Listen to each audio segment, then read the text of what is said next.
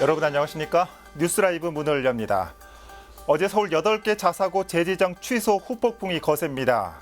점수도 근거도 공개되지 않은 깜깜이 취소라며 해당 학교들이 공익감사를 청구한다는 계획입니다. 거리 집회와 행정소송까지 잇따를 전망이라 자사고 재지정 여파는 시간이 갈수록 커질 것으로 보입니다. 7월 10일 뉴스라이브 지금부터 시작합니다. 오늘의 헤드라인입니다. 서울시 자사고 13곳 중 8곳이 재지정 취소 절차를 밟게 됩니다. 자사고 측은 법적 대응을 시사했습니다. 서울형 도시재생 사업의 지역 특성을 고려하자는 의견이 제시됐습니다. 재생이 어려운 곳은 정비 사업이 병행돼야 한다는 겁니다. 골목길 구청장을 자처한 유성훈 금천구청장에게 취임 1주년 소회와 남은 임기의 중점 사업을 들어봅니다. 종로구가 인적이 드문 지역에 디자인과 조명을 활용한 안심길을 조성했습니다. 세테드를 활용해 범죄를 예방한다는 취지입니다.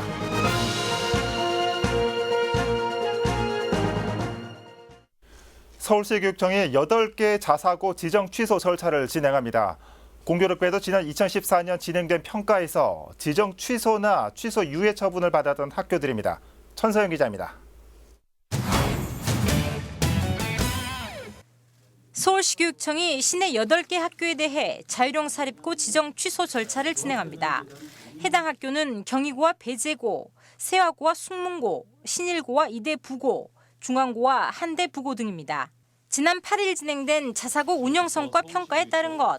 이들 학교 모두는 지난 2014년 평가에서도 지정 취소나 취소 유예 처분을 받았던 학교로 올해 평가에서도 같은 결과가 나온 겁니다.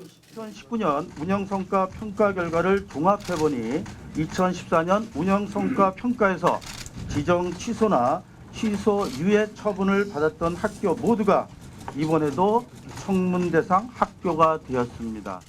서울시교육청은 평가 항목에 대해 자사고의 요청 사항 등을 고려했다고 밝혔습니다. 학생 전출과 중도 이탈, 교원 1인당 학생 수 비율 등 자사고의 요구대로 평가 매뉴얼을 일부 변경했지만 기준 점수 미달이었다는 것입니다. 청문 대상 8교는 자사고 지정 목적인 학교 운영 및 교육과정 운영 영역에서 자사고의 기본 지정 목적이라 할 수 있는 학교 운영 및 교육과정 운영에 있어서 비교적 감점을 많이 받은 것으로 나타났습니다. 서울시교육청은 자사고 지정 취소 절차를 진행할 8개 교를 대상으로 오는 22일부터 3일간 청문을 진행한다고 밝혔습니다. 청문이 끝나면 교육부에 지정 취소 동의를 신청할 예정으로 교육부가 동의할 경우 해당 학교들은 내년인 2020학년도부터 일반고로 전환됩니다. 다만 현재 재학 중인 학생들은 졸업 때까지 자사고 학생 신분을 유지합니다. 한편 시교육청은 일반고 전환이 확정되는 학교에 대해 학교별 특성을 고려한 맞춤형 교육과정 운영을 지원한다는 계획입니다. 딜라이브 서울경기 케이블TV 천서입니다. 환경 디자인으로 범죄를 예방하는 세테드 적용 사례가 점점 늘고 있습니다. 종로구가 어둡고 인적이 드문 곳에 디자인과 조명을 활용한 안심길을 조성했습니다. 조아연 기자입니다. 도심 공동화 현상으로 밤에는 인적이 드문 종로 옆 술락길 일대. 노후한 환경으로 범죄에 대한 우려가 있어 왔던 곳입니다. 얼마 전 어두웠던 골목길이 LED 조명 등으로 환해졌습니다. 낡은 담벼락은 깔끔하게 정비되고 가스관 방범시설과 비상벨, 주민들을 위한 작은 쉼터도 마련됐습니다. 후레쉬도 이렇게 켜고 해서 온 적도 있고 한데 이게 좀 생기고 나서는 좀 많이 환해졌다 이런 그런 생각을 좀 많이 갖게 됐었어요. 여기 사람이 많이 안 다니다 보니까 어두우면 어디서 이제 나타나실지 모르잖아요. 위험 요소가. 그래서 이렇게 밝으니까 더 훨씬 다니기 좋은 것 같아요. 종로구가 세테드 기법을 활용해 종묘 옆 안심길을 조성했습니다. 세테드는 주로 어둡거나 외지고 사람이 없는 곳에서 범죄가 발생하는 것을 착안해 만들어진 기법입니다. 높은 담장을 허물거나 오래된 담벼락에 그림 그리기, 안전시설과 조명 설치 등 종류도 여러 가지입니다. 세테드 효과에 대한 긍정적인 반응이 이어지자 지역마다 적용 영역이 늘어나는 추세입니다. 그런 안심길을 만들면 그쪽 나름의 영역성이 형성되면서 외부인이 왔을 때 잠재적인 범죄자죠. 이 사람들이 어떤 심리적 위축이 돼요. 그렇게 함으로써 범죄를 억제하는 거예요. 행동을 조심하게 되죠. 우리가 범죄 예방론에서 중시하는 기법 중에 여러 가지가 있는데 CCTV보다 조명이 훨씬 더 파워풀하다고 봅니다. 지난해 서울시 생활안심 디자인 사업 공모를 통해 사업을 진행한 종로구. 보안등 설치를 가장 원한다는 주민 설문조사 결과를 바탕으로 특정 장소만 밝아지는 기존 보안등 대신 집 주소판과 조명을 결합하는 방법으로 골목길 곳곳을 밝혔습니다. 주택에 조명을 설치한 경우 전기요금을 해당 주민이 직접 내야 하기 때문에 비용 부담을 줄이기 위해 점등 시간을 조정할 수 있도록 했습니다. 저희가 이제 집집마다 요거를 설치하는 방법이 뭐가 있을까라고 생각을 했고, 뭐 어느 집이나 그건 다 한 가지 갖고 있는 거기 때문에 자기 집 앞이 좀 밝아지면은 좁은 골목길 같은 경우는 전체적으로 좀 은은하게 좀 밝아지지 않을까라고 생각을 해서 종로구는 경관 개선 사업을 통한 안심길 조성을 지역 곳곳으로 확대해 나간다는 계획입니다. 딜라이브 서울 경기 케이블 TV 조아연입니다. 일자리 확충과 보육, 복지를 최우선 과제로 내세웠던 송파구. 민선 7기가 출범한 지 1년이 지났습니다. 1년 동안 얼마나 진행이 됐을까요? 보도에 태윤영 기자입니다. 후보 시절부터 일자리 창출을 제일 과제로 내세웠던 박성수 송파구청장. 송파는 자치구 가운데 가장 인구가 많습니다. 그에 걸맞게 일자리도 1위인 송파구를 만들겠습니다. 이후 송파구는 일자리 통합지원센터와 ICT 청년 창업지원센터 등 일자리 플랫폼 설립에 박차를 가했습니다. 여기에 특강과 같은 취업 지원을 더해 6,500여 개의 일자리 창출을 이끌었고 박 구청장은 이를 취임 1년 가장 큰 성과로 꼽기도 했습니다. 4개년 일자리 로드맵을 만들고 또 총괄 컨트롤 타워 격인 일자리 통합 지원센터를 설립해서 성과를 지금 내고 있습니다. 사립 어린이집을 매입하거나 신축 아파트 단지 시설을 활용한 구립 어린이집 확충도 또 다른 성과로 평가됩니다. 임기 내 37개의 확충을 목표로 했는데 민선 7기 1년 동안 22개를 늘렸습니다. 이 밖에도 공립 송파 책박물관 개관, 중증장애 특화 차량 도입과 같이 자치구 최초로 선보인 사업도 눈여겨볼 만합니다. 하지만 해결해야 할 숙제도 있습니다. 송파구에서 추진되고 있는 33곳의 재건축 단지입니다. 특히 1년째 사업 추진이 멈춰있는 잠실주공 5단지의 경우 안전을 우려하는 주민들과 부동산 시장에 신중한 서울시 간의 갈등이 이어지고 있습니다. 서울시와 중앙정부가 주로 사업을 맡고 있어 중재자 역할을 해야 하는 송파구의 어깨는 무겁습니다. 제9차원에서도 서울특별시 구청장 협의회라든지 또 서울시장과의 면담 등을 통해서 그동안 여러 차례 주민의 의견을 서울시에 전달한 바 있는데요. 앞으로도 그 의견들이 정책에 좀 빨리 반영될 수 있도록 더욱 노력. 또 성동구치소 옛 부지 개발과 국제교류 복합지구 개발, 위례 광역교통망 구축 등 대규모 사업은 남은 임기 관심 가져야 할 현안들로 꼽힙니다. 한편 민선 7기 취임 1년 송파구청장의 공약 이행률은 2분기 기준 24% 수준으로 알려졌습니다. 딜라이브 서울 경기 케이블 TV 태윤영입니다.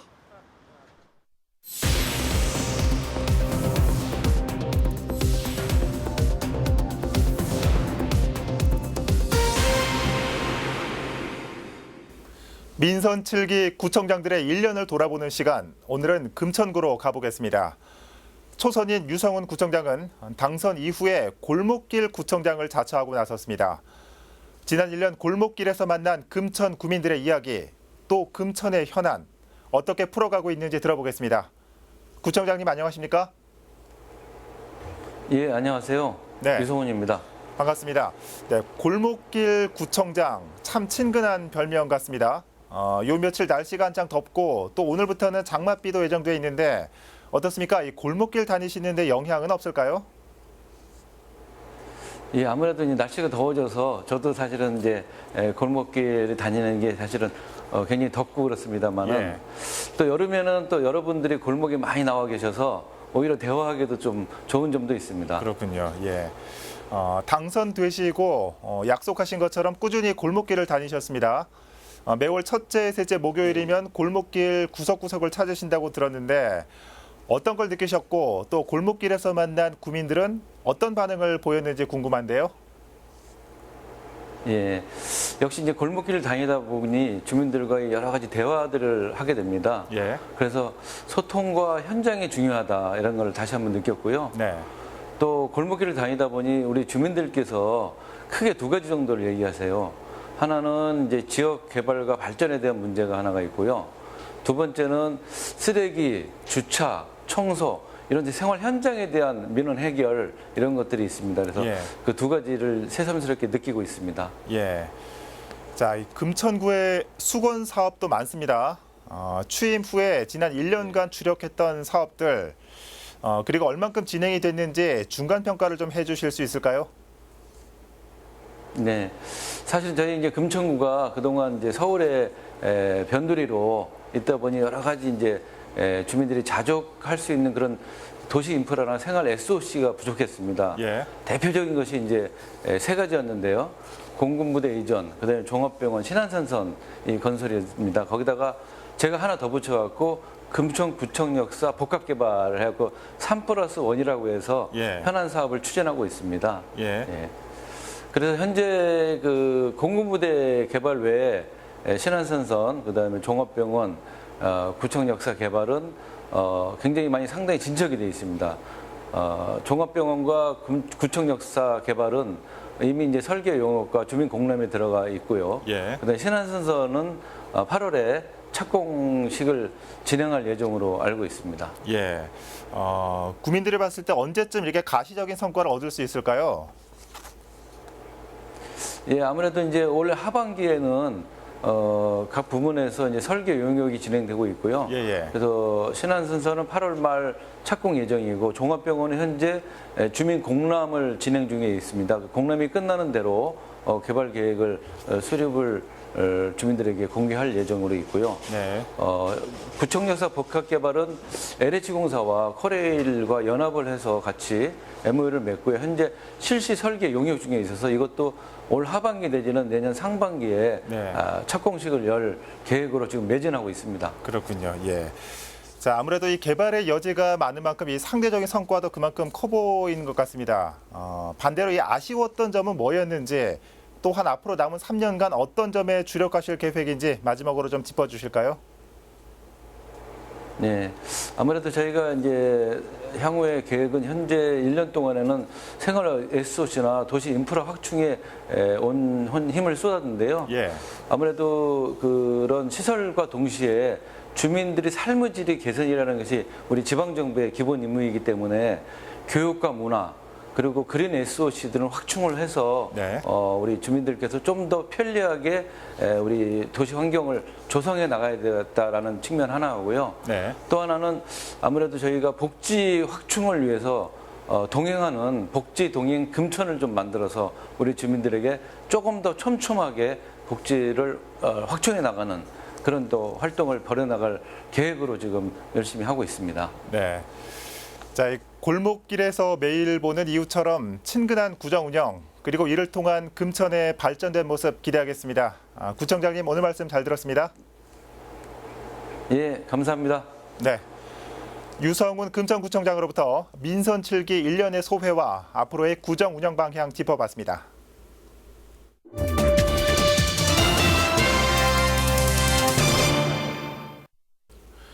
네, 앞서서 보신 금천구도 마찬가지겠지만 지금 서울 곳곳에는 도시재생이 한창입니다. 그런데 서울시의 도시재생 정책에 재개발, 재건축도 함께 병행되는 이른바 투트랙 전략이 필요하다는 주장도 나오고 있습니다. 서울시회 신정호 의원 전화 연결돼 있습니다. 의원님 안녕하십니까? 네, 안녕하세요. 신정호 의원입니다. 네.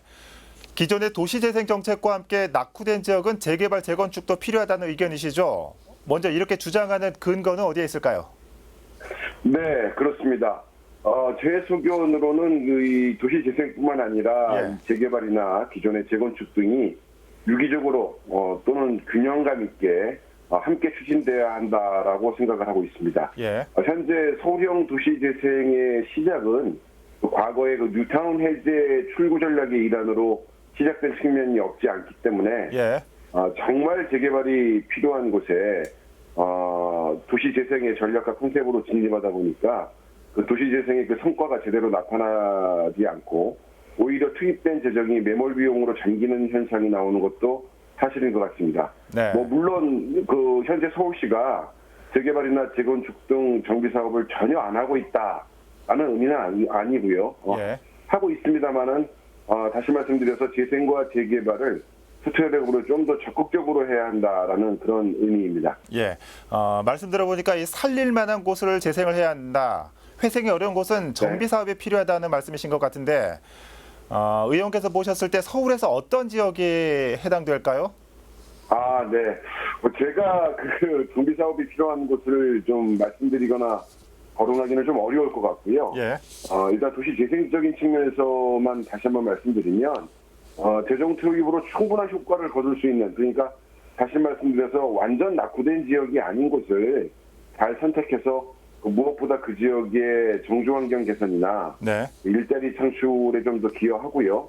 더 나아가서 그 도시재생 관련해서 민간이 좀 자율적으로 적극적으로 이 예. 재생에 함께 참여해서 예. 결국은 재정 투입 효과의 그 이상을 거둘 수 있는 그런 정책이나 전략이 매우 중요하다라고 생각을 하고 있습니다. 예. 구체적인 지역에 대해서는 말씀을 좀 안 해주셨는데 자, 그렇다면 이 서울 안에서 의원님께서 생각하셨을 때 도시재생이 잘 진행되고 있거나 성공적이라고 보시는 곳은 어딘지 또 그 이유에 대해서도 말씀해 주실 수 있을까요? 네네. 도시재생이 일단 크게 그 두 가지로 볼 수 있는데요. 예. 일단 도심에 대한 어떤 재생과 그 다음에 이 시민들이 거주하는 주거지 재생으로 크게 나눌 수 있을 것 같습니다. 네. 그래서 비교적 그 주거지 재생보다는 그 도심에 대한 또는 역사 도심에 대한 재생이 성과가 좀 더 있다라고 생각을 하고 있고요. 네. 물론 아직 보완해야 될 점들이 많긴 합니다만 가령 그 서울로 7017 이라든가 또 다시 세운 프로젝트로 추진되고 있는 세운상가 재생 등에 대해서는 일정 부분 가시적인 성과가 충분히 나고 있고요. 네. 주거지 재생 같은 경우는 아까 말씀드린 바와 같이 재정 투입 비용들이 매몰 비용으로 조금 잠기는 그런 현상을 보이고 있다라고 말씀드릴 수 있을 것 같습니다. 예. 많은 주거 지역들이 이 매몰 비용으로 많이 나가고 있기 때문에 이런 곳은 차라리 정비 사업이 낫겠다라는 말씀이신 것 같습니다. 모든 예. 재생 지역을 말씀드리는 건 아니고요. 예. 정말 낙후된 지역들은 그렇다는 이야기죠. 네. 자, 어떻습니까? 이 도시재생 현장에서 주민들의 성토도 많이 들으셨을 텐데 마지막으로 이 서울형 도시재생 사업에서 보완돼야 할 점들은 어떤 게 있다고 보시는지요? 네, 현재 서울형 도시재생은 8년차에 접어들고 있고요. 예. 8년 동안 어떤 그 도시재생의 전담기구라든가 조례제정, 이런 것들을 활발히 지금 준비해서 이제 추진을 하고 있습니다. 그래서 이제 서울형 도시재생이 그 유형들이 좀 있어요. 중심시가지형이라든가, 근린재생 일반형이라든가. 네. 그래서 그 유형에 따라서 선정된 곳은 똑같은 예산을 일괄배정하는 그 톱다운 방식으로 추진되고 있는데 네. 이를 좀 개선해야 되지 않을까 생각을 합니다. 예. 그 사업 대상지마다의 규모하고 그다음에 그 지역이 갖고 있는 과거 사회적, 경제적 그리고 또 문화적 특성들이 다 다를 텐데 이런 것들을 충분히 반영해서 보다 좀 유연하고 촘촘한 예. 그 지역에 맞는 맞춤형 예산 편성이 이루어질 필요가 있다라고 생각을 합니다. 네. 또한 그 도시 재생에 대한 어떤 이런 홍보와 주민 참여를 최대한 이끌어내는 것이 큰 과제라고 생각합니다. 아직도 우리 그 서울 시민들은 도시 재생이 재개발이라고 착각하시는 분들이 굉장히 많이 있습니다. 예. 그래서 이런 정책을 그 추진하는 서울시의 적극적이지 못한 홍보가 그 원인이라고 생각을 좀 하고 있고요. 그래서 주민들이 스스로 고민하고 주도적으로 앞장설 수 있는 거버넌스에 최대한 공을 들여서 공공에서는 마중물의 역할, 어떤 보조적인 역할, 유도의 역할을 하고 민간이 시민이 주도적으로 도시재생을 설계하고 계획하고 실행하고 그것들이 또 선순환 과정으로 민간에 전파돼서 예. 결국은 그 마을 살리기, 지역 살리기, 도시재생 이런 거에 좀 함께 해야 된다 이런 생각을 하고 있습니다. 네. 자, 이 지역 곳곳에 처한 상황과 여건이 다르기 때문에 이 천편일률적인 적용보다는 맞춤형 사업이 중요하겠죠. 의원님 오늘 말씀 잘 들었습니다. 네, 고맙습니다. 네. 서울시의회 신정호 의원이 주장한 서울형 도시재생 사업의 보완점 살펴봤습니다.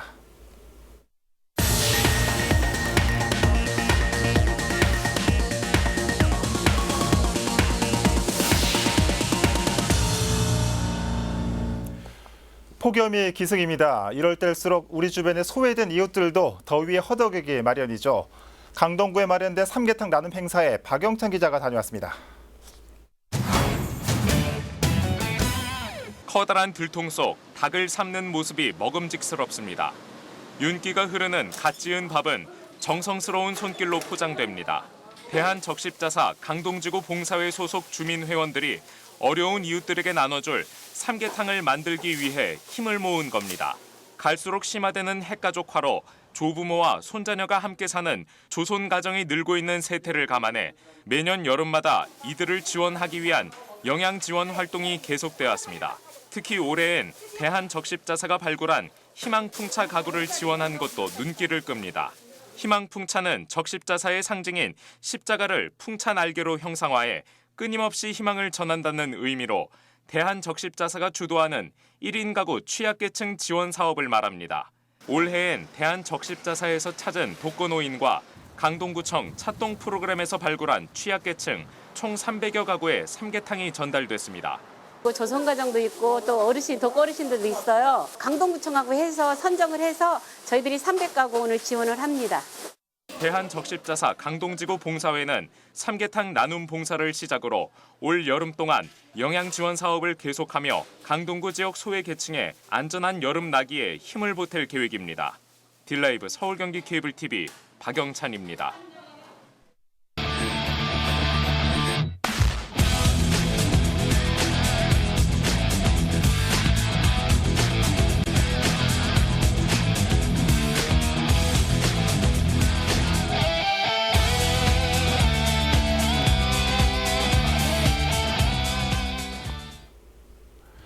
흔히 탐욕스럽고 배부른 자본가나 기업가를 일컬어 살찐 고양이라고 합니다.